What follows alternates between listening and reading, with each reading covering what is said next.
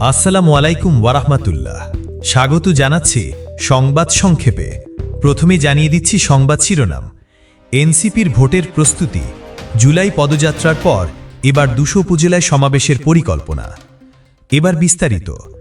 জুলাই মাসে দেশজুড়ে এনসিপির পদযাত্রায় ভালো সাড়া পাওয়ার পর দলটি এখন নির্বাচনের প্রস্তুতি নিতে শুরু করেছে। নির্বাচনের আগেই নিজেদের সাংগঠনিক শক্তি বাড়াতে চায় তারা। পদযাত্রার মাধ্যমে দলের নেতারা বিভিন্ন জেলায় তাদের সমর্থন কেমন সে সম্পর্কে একটি ধারণা পেয়েছেন।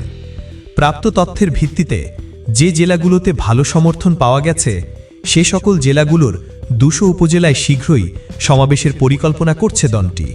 এই সমাবেশগুলোর মাধ্যমেই মূলত তারা নির্বাচনের জন্য পুরোদমে প্রস্তুতি শুরু করতে চাইছে। এনসিপির জ্যেষ্ঠ যুগ্ম আহ্বায়ক আরিফুল ইসলাম আদিব গতকাল বুধবার সাংবাদিকদের জানান যে জুলাই সনদের আইনি ভিত্তির বিষয়টি সুরাহা হওয়ার পরেই আমরা নির্বাচন নিয়ে ভাবনা চিন্তা করব।